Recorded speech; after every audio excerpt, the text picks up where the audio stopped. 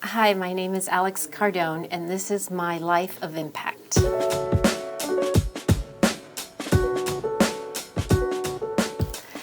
I am a follower of Jesus Christ. I am a mother and a wife. Okay.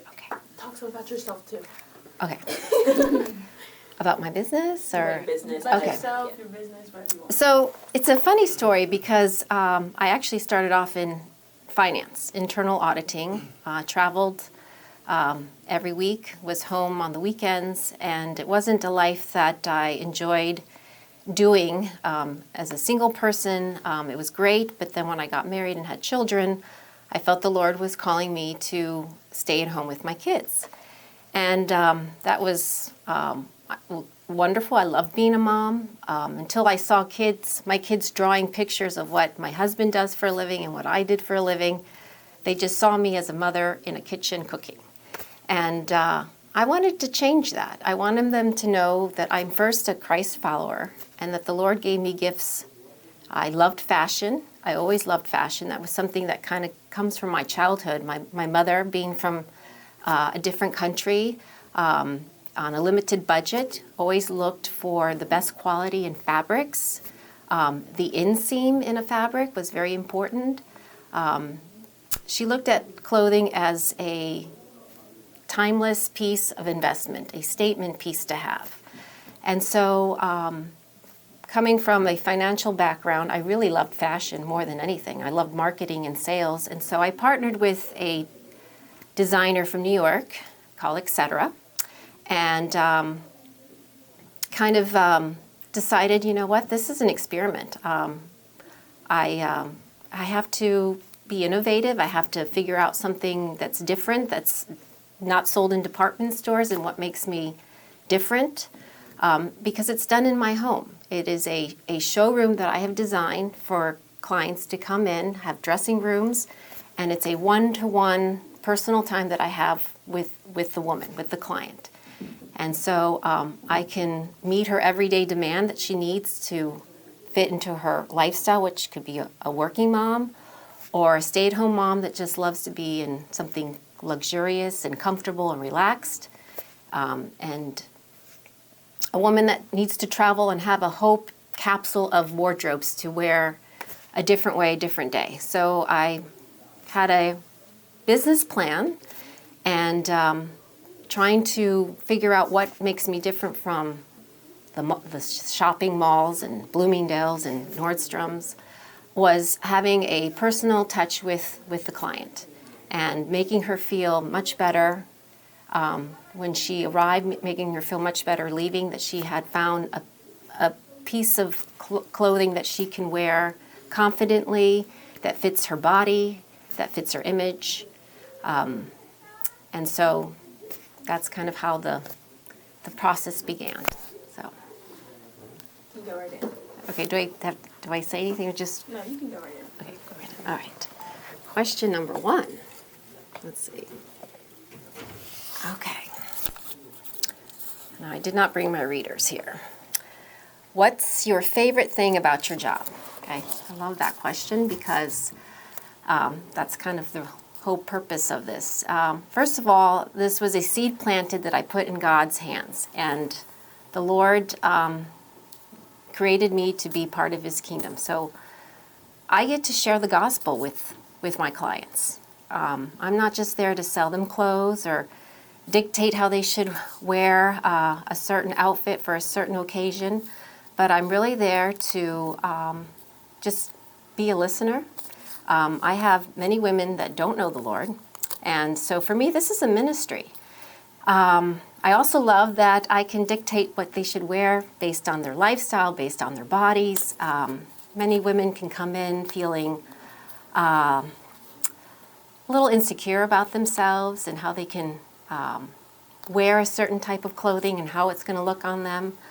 And I love that they let me educate them on trends, on fabric, on what's the hottest color for the spring season or fall or summer or winter, why they have to have this timeless piece in their closet.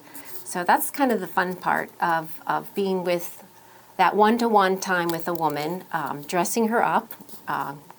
Women love to dress up. And also, sharing Christ with her.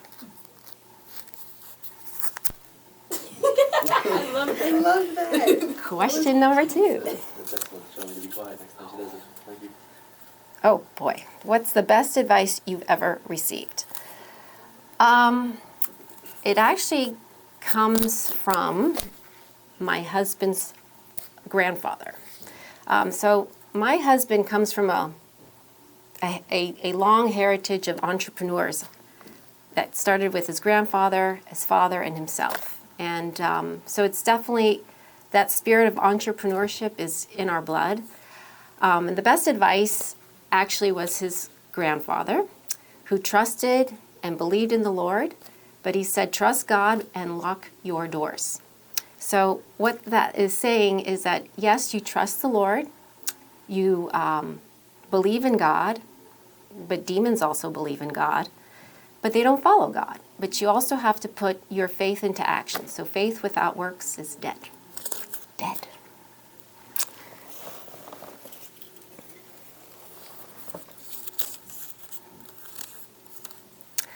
What's one mistake you made and how did you learn from it? I would say the pandemic was probably one of my biggest challenges for my business, and I was making the mistake of repeating my brand, my marketing the same way, and I had to think completely out of the box. The pandemic actually, helped with innovative ideas. We never did virtual learning. We never did Zoom calls. So the mistake was I wanted to quit. I wanted to end my business and do something differently. Again, I wasn't putting my faith in the Lord. I was trying to control something that I couldn't. So what I learned from is that God wasn't done with me yet.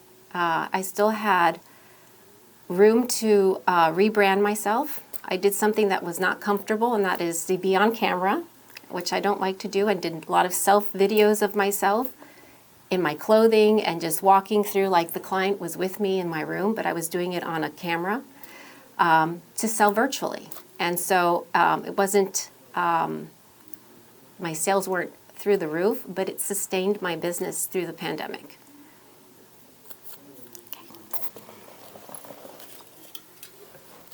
All right. What role has God been playing in your life? Well, I kind of feel that this has been a common thread, is that He made no mistakes when He created me, a baby girl into a godly woman. He made no mistakes in that. And even in my 50s, I am still learning more about the Lord. Yes, in my 50s, yes. I'm still learning that the Lord is still refining me. And what He is teaching me is to never be comfortable, because if I was comfortable, I would never lean and trust in Him. And in the business, in my work life, in my home life, I have to always go to His infinite wisdom.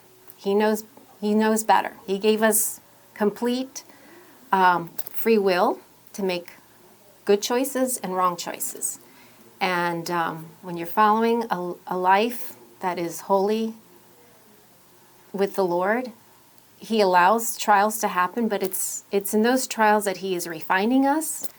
He is preparing us. And so God is definitely making me resilient, making me feel not comfortable, but always trusting that He is in control.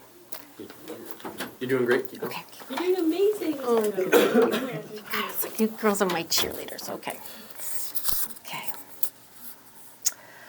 Ooh, out of all the innovative behaviors, what would you place emphasis and deem most important? Okay, so I would say for you young kids, and for anybody who's starting a business late in their age, you have to experiment. You have to be a lifelong learner. Things change, technology changes. You have to be willing to just go through trials and errors, still make mistakes, Collaboration is a very big piece of innovation. There's gifts that I can bring to the table, and there's gifts that I don't have. And you may not get along with people that you work with, but you are all part of God's kingdom. So God called you to be an innovator. God called you to be a creator. God called you to be a problem solver. He needs all of you to impact his kingdom. So he called you to be a minister. He called you to be a working woman, a designer, a lawyer, a doctor. You all play a role in his kingdom.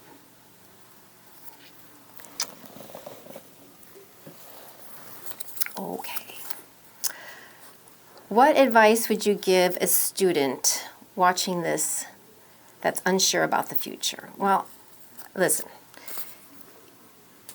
It is okay to struggle. It is okay to have doubts. It is okay to question. That wrestling is part of your development. It doesn't go away. Like I said, I'm in my 50s and I still wrestle with things. But one thing is true, is that you are not a mistake when the Lord created you. You were not a mistake. The Lord knew exactly what he was doing, and he had fun when he created you. Don't forget that. So my advice would be is to put your complete trust in him, in his infinite wisdom.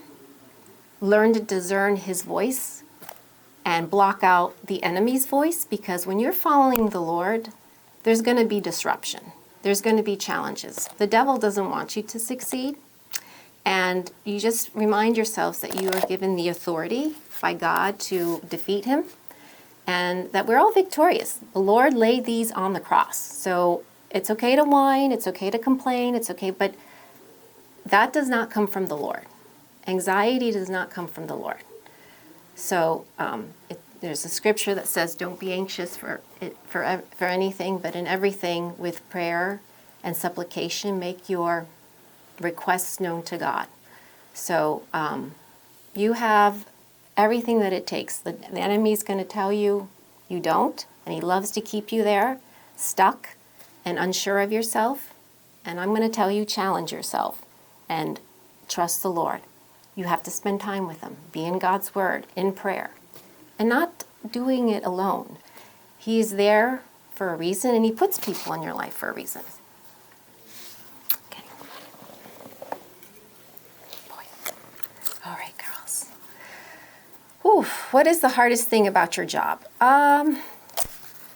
Well, I kind of mentioned the pandemic was hard. I had to figure out how to rebrand myself, how to get new clients, retaining clients, because, you know, I have great customers that only shop this way, and I have probably filled their closets and it's busting at the seams. And the hardest part is keeping them, retaining them. I have to seek new clients, and how I go about that, you've got to be innovative. Back in the day, before you guys even knew what influencers were, I had to use social media to brand my business, posting snippets, taking pictures, using, catchy taglines of, why you have to have this fabulous dress.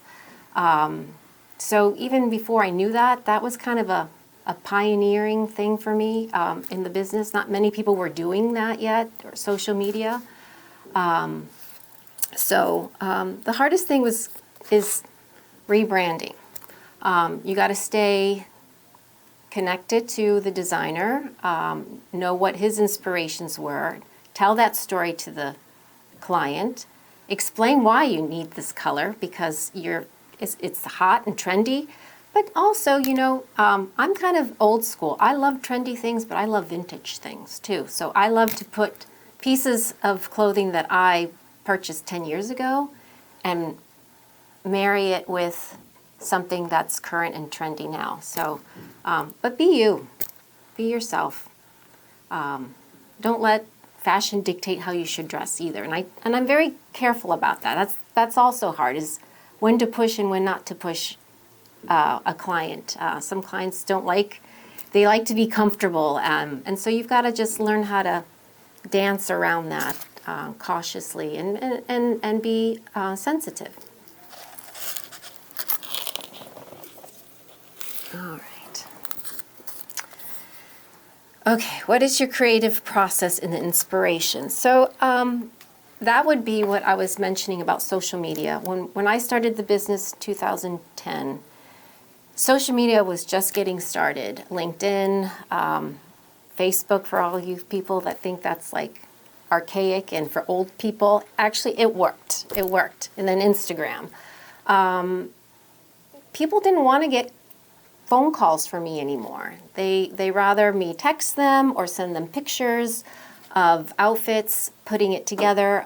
So that has changed along the way of reaching out, touching a client, to romancing them to come back to your show. You have to get creative. Remind them how different you are from other stores. Yeah, I think that's still something I will never stop doing. Is, social media is not going to go away. I have to kind of tap in and utilize the technology. But I still like to send a handwritten note thanking them for coming to my show. That still impacts somebody. Okay, last one. Lord. Did you always want to start a business, or was there something else you wanted to do?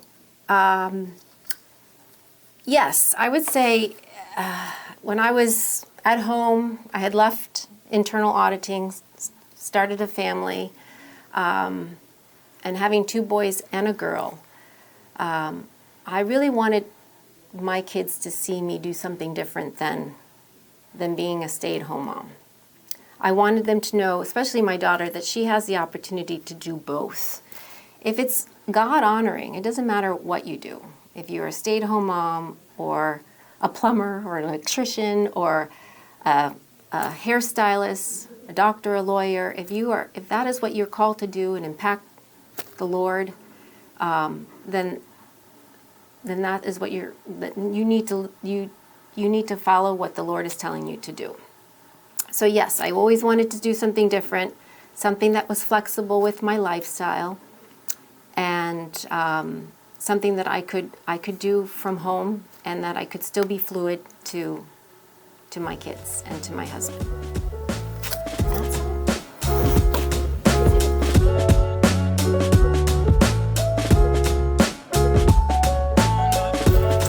This is Alex Cardone, and this was my Life of Impact.